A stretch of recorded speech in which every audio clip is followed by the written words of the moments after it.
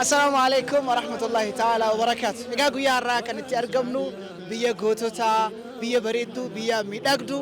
مغالا كفلة كيسة تأرجمنا أيوة تنقر قد داولين جرا ميوان سانون جدًا هذا كيفنو. السلام عليكم ورحمة الله وبركاته. obboleewwan osoo deemnu kofaleeni biyya gootaa biyya seenaa biyya diinaa biyya guddoo biyya dhaloota konkootii keessatti argamna kanaaf inshallah ta'ala salaamu alaykum warahmatullahi wabarakatuh Sheikh Abbas akkuma sani kantiiba magaalaa kofalee faana jirra kanaaf inshallah ta'ala سلام أجل نميرو تكوف. السلام عليكم ورحمة الله وبركاته. من مقالة كفالي ونجو بقرب بين نجار سجرا كيسة جتار. مقالة أنا كيسة وانت تنجر رنجرو وانت تجرو أمو باي تجرا. إذا كيسة الرجودة في الآن عالمة الرجودة في جالتما شيء آدم مقالة كلا كيسة ترجمني جمع باي كبني نمن ربين علماء زيارو سلافيس وسوزيار تنباء نمطلا علماء يجان دالتو أنبيو تاتي نما كرسي نبي قباتاي كرسي نبي قباتا إن من أم ساعاتي كنجور نم علماءاتي نمين علماء كبيرة اللي جيراني شهادة ممون نم جماعة با أم ساعاتي كن أوبرا كابو نمني جدًا الدنيا كان الرب كبجي ساعاتي كن الدنيا كان رجل يوجراته إن الذين يتلون كتاب الله وأقاموا الصلاة وأنفقوا مما رزقناهم سرا وعلانية يرجون تجارة لن تبور جئ ربي نكيسا والفوليت ورسني ورنيجدي كسارة كم ندلدل جريد ور علمي برتني برسيسن ور واق أبان الرا صدقة تنيفي ور قرار ربي كيسة كابسان أتقول إيه سا واميوان تأف نمين سنين كيسة شيء آدم أسكت سرني نمين براد سنجرني نمين ربي سيلافي شيء آدم من زيارة ويا تقومو ساعتي سنجرني بق سنجرني ميديا نفعل الكبرني إن شاء الله زيارة والسلام عليكم ورحمة الله وبركاته إسنجالا نمني كفلي كنتيبا بسم الله الحمد لله والصلاة والسلام على رسول الله صلى الله عليه وسلم السلام عليكم ورحمة الله وبركاته أولا الحمد لله رب العالمين تيمي نوف حلال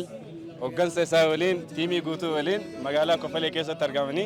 بقى نقاهن دفتني أنا أعرفه سنين جنة جرة كواجة تسلف الكارد أبني أنا أعرفه سنين جنة جرة إيجا مقالا كفالي بقى دفو قبجان دفتني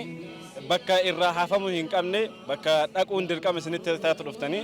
magaalaan tun magaalaa seena qabeettidha qabsoo islaamummaa keessatti magaalaa hangafaadha guyyaa takka duubatti illee deebitee hin beektu keessumattuu qabsoo aqiidaatiin wal qabateetiin yeroo ahbaashaa bara 2004 irraa eegaleetiin hawaasa lubbuu qaqqaalii dargaggoota lubbuu qaaliitti kanfalaa turetu jira akkasuma علماء عالمان غوغوردا دائما غوغوردا كان عقيدة جبدو قبتنيتي عقيدة تنافي عرسة هدو كان فلا ترانتو مقالا كان يجسرني حد أسلوب بودا أسكيس جراني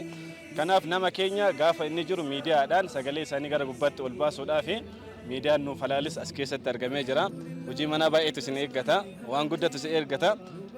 البودا هاga ما ميديا تكوج أسكيس أرجعني تجرا كان في تونيتي سنين جرا ميديا راديو دام بعنا كان نفتح على رفوس نجنا بل إن أموتو سكان تالي باي أسكت ساكا ورابدن أكاسوماس جرّا حواس الدنيا تياك جيتن أسمعنا معنا سنجنا السلام عليكم نمين غرقود أسكت جرا مقالة كلا كيسة إدو زيناتي نما أما وان يسبر باجي سوغافتي فرتو كيسة مقالة كفلي ورا وان يسبر باجي سلا فكبر يستأي بك صلاة إدو صلاة بلّا كا بكي بيران كم لك أبوري كفلي كون غافتي فرتو كناتي وسونتاني غافتي warra waan kana hojjetan nu gaafannaan kadhannee osoo hin taane gaafannee fudhannee waan kenna waan ta'eef gaafachuu malee kadhachuu nu barbaachisu jire namni waan kana dubbate Sheekh Muhammad Gammadiiti seenaan sin dagatu Sheekh Muhammad Gammadiiti umriin nu dheeradhu nuuf jiraadhu jedhaani daa'im biraa akka isaanii kabiraallee nama baay'eetu jira waan akkanaa kana namni kuwwalillee magaalaan kuwwalillee gaafatee fudhatu lafa kaareedhaan ijaan yoo laalan baay'ee fagaatutu jira naannawa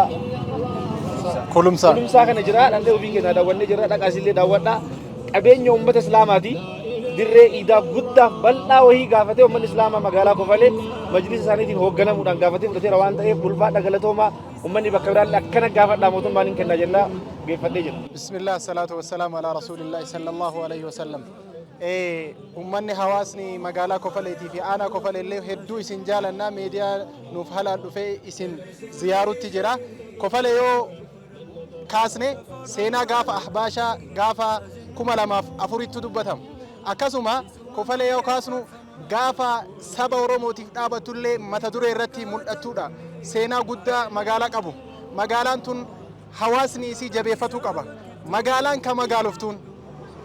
seenaa kan ittiin hojjechuu danda'an gaafa beekaa ofii jabeeffatan. Hawaasni Kofalee warri aanaa Kofaleetii fi magaalaa Kofalee keessa jirtanis ummata keessan beekaa jechuun nama beekumsa idilee qofaan fagaate jechuu miti.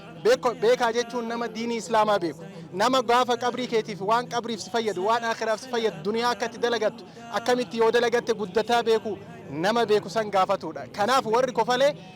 seenaa qabdan jabeeffachuuf ammoo beekaa keessan, aalima keessan, imaamman keessan jabeeffadha. Keessaanuu akkuma reefuu dhaamame akka Ustaaz Shee Adamii akkasuma akka Shee Mahammad Gammadii fa'aa dhiira gaafa ahbaashaa warra meeshaa baatee fiigaa ture saniin warra qambaraa kana jalan deeminaatii dhiisaa jedhaa turte sani warra seenaa ispiikeriin dubbataa ture sani jabeeffadhaatii hawaasni Kofalee isin jaalannaa. Assalaamu alaikum warahmatullahi wabarakaatu. Egaa akka itti argamnu magaalaa jaalalaa biyya seenaa qabdu magaalaa Kofalee keessatti guyyaa har'aa miidiyaan Nuuf Halaal tiimii isaa waliin ziyaaraa magaalaa kanaatiif akkasuma aalimaatiif dhufee bakka kanatti argamee jira. Garuu ammoo inshaallah guyyaa biraallee kan itti deddeebinee magaalaa kana daawwannu ta'a. Hundi keessanuu galatooma. Namnati gargaarte maal dadhabee karaa kee qabeessi kadhannaani. صلي وسلم على المصطفى وآله وأصحابه الهنفاء هندوان كرا نبي هردفا أقه جفانا غفرا مني. الله الله رب العالمين، الله الله رب العالمين، موتي موت من كيد العالمين، ستي بكنيت والعالمين.